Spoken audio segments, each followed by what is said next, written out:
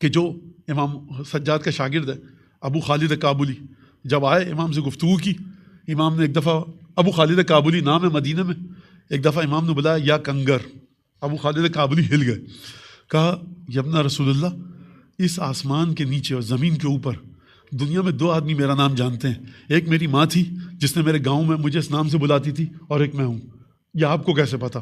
تو یہ امام نے ایک دفعہ تربیت کرتے کرتے حجت پوری کرنی چاہیے کہ دیکھو اگر ذرہ برابر بالفرض محال کوئی شک ہے تو ہم وہ چیز بھی جانتے ہیں جو تمہاری ماں نے تمہارا نام رکھا تھا۔ ابو خالد کابلی نے کہا ابن رسول اللہ کچھ پیسے چاہیے، میں اپنی ماں سے ملنے جاؤں؟ امام سجاد نے کہا میرے پاس پیسے نہیں۔ تو ابو خالد کابلی کہتے ہیں کہ امام نے کہا کہ دیکھو میرے پاس پیسے نہیں ہیں، دمشق سے ایک بہت پیسے والا شخص آئے گا، وہ کہے گا میری بیٹی کے اوپر جن آ چکا ہے، تم اس کے کان میں جا کر ایک جملہ کہنا تو اس کا جن اتر جائے گا، بیٹی صحیح ہو جائے گی، لیکن اس سے کہنا کہ پیسے دو، تو وہ وعدہ کرے گا لیکن پیسے نہیں دے گا، یہ بھی سن لو۔ گیا، کہا یہ ہے، کہا کہ ٹھیک ہے، کیا؟ کہا میں دمشق میں علاج کرا ہے، سب مدینے میں کوئی اس قابل نہیں ہے، بڑے بڑے فقہا تھے مدینے میں۔ امام نے دعا کیا بتائی ابو خالد کابلی کو؟ کہا کہنا کہ یأمرک علی بن الحسین ان تخرج من هذه الجاریہ۔ دعا کیا بتائی؟ دعا بتائی کہ کان میں جا کر کہنا کہ علی ابن الحسین تجھے حکم دے رہا ہے کہ اس لڑکی کے بدن سے نکل۔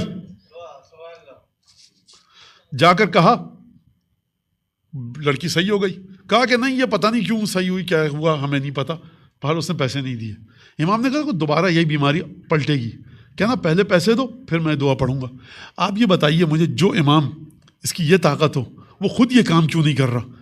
یہاں سے سمجھیے بات کو کہ یہ وہ ہستیاں ہیں جو بلندی کے اس معیار پر ہیں کہ ان کے پاس دنیا کے خزانے اور کنجیاں ہیں، لیکن یہ مشیت الہی کے مطابق چلتے ہیں، اپنے چاہنے والوں کو بانٹتے رہتے ہیں چیزیں، لیکن خود خدا کی مشیت کے مطابق۔ دوبارہ گئے، دوبارہ یہی جملہ کہا، اور وہ صحیح اچھی ہو گئی لڑکی، اور وہ پیسے دیے، اور وہ پھر اپنی ماں سے ملنے گئے، اپنے گاؤں گئے ملنے کے لیے۔